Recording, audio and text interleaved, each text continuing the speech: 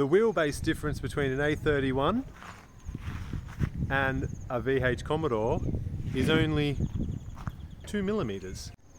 Hey guys, welcome to another episode of Thailand Retro Mods, and on this episode we've got another new project car. So finally went out and bought an A31 Nissan Cefiro. Now the Nissan Cefiros are absolutely prolific in Thailand, which is both a good and I guess a bit of a bad thing.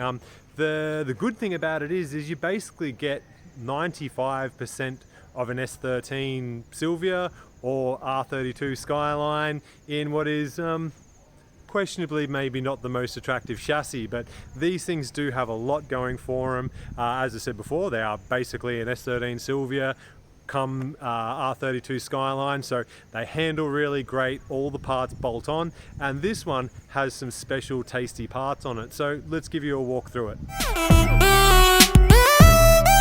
Check it out! So it's got some nice 18-inch, which are like gram light copies. I'm guessing they're not genuines.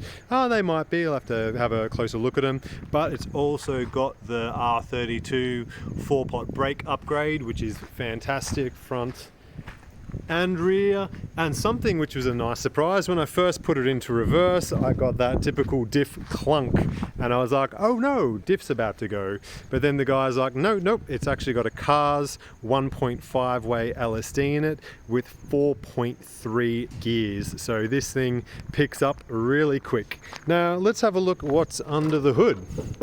Anything interesting here? Come on. Ugh, the panels. There we go, panels right under there. And we have a 1J, which is fantastic. So turbo 1J, fuel pressure regulator, and we've got some coilovers up the top there, which we'll talk about in a minute. Alloy rad, which is great. Not too keen on the little temperature top there. I do have to get some gauges in it. Brake booster, foot pedal feel was really too soft, especially for what I wanted. And I'm noticing that it's probably got quite a few leaks there, so definitely need to get the brakes sorted out. Strut brace, yeah, nice little addition. And yeah, notice that it's still got the MAF sensor there. So first thing I did is got a bit of MAF cleaner on it, took it out, put it back on, but it also tells me it's running the standard ECU. So could be time for an FCON upgrade, get a little bit more beans out of it. And let's also talk about the coilovers. It's actually got Buddy Clubs on it. So it's got the Buddy Club, I think they're Super Junior dampers. So Buddy Club Junior dampers with a really stiff spring rates. And finally, when we have a look inside, what do we got going on? We've got some Jing seats. So Jing ties, not genuine. So one of the first things I'm gonna do is get rid of these and put some decent seats in it. And Takata belts, which I didn't think were genuine, but maybe they might actually be, because they're quite thick. The fake ones are usually not that thick, but have a look. Yeah, they might be genuines, but I've got some proper race harnesses from the UK anyway. And the piece de la resistance, it does have a manualized gearbox in there, and I'm guessing that Nardi's not going to be genuine either. So it's got the G Series Toyota gearbox in it. So now just to recap, got a Turbo 1JZ up the front, some Buddy Club stiff coilovers, decent brakes, LSD diff. This is a party machine. What did I pay for all this, you might ask me? Well, so now you know the recipe. We've got a 1J up the front with the G Series Toyota 5-speed gearbox, some decent Buddy Club coilovers with really stiff springs in them, some 4-pot Nissan brakes, R32 brakes, 5-speed manual, LSD in the back end. This thing is a party machine. It's going to be tons of fun.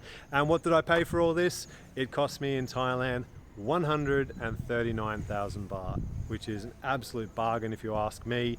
Now the previous seller, you can tell a lot about people. I had a good look under the car, no crash damage, no structural rust at all, everything looked nice and clean. And when I was driving away in the car, he was pretty much wiping tears out of his eyes. I thought when I was coming up into this sale, maybe, you know, pregnant wife or anything like that, but the poor bloke needed some back surgery. He had a herniated disc, and he looked like he was in quite a bit of pain. So to be honest with you, I didn't go beating him down on the price anymore.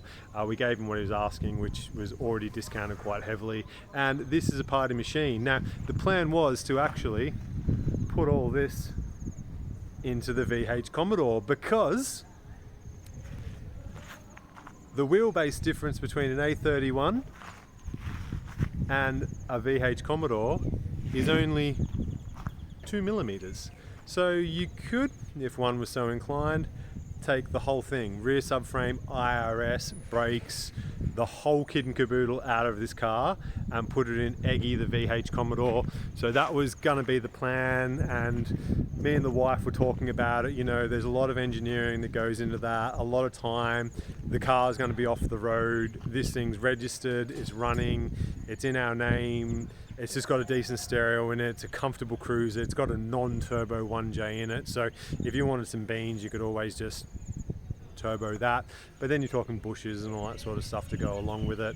The fact that I do have a VL Commodore tucked away in a shed that we haven't even started on. The VL's always been my forever car, so it's always been my dream car, the car I had a poster of. So even though Eggy is a good thing, great car, we were going to turn it into a race car using the underpinnings of the Cefiro, but to be honest with you, don't really want to do it to her, and I'd rather see it go to another maybe Aussie expat here in Thailand that can enjoy it. So she might be up for sale in the near future, and after buying this thing in Bangkok and driving it all the way back to Chonburi, you know what, man, I've got a turnkey party car that if it gets trashed, who cares, you can buy another shell dirt cheap.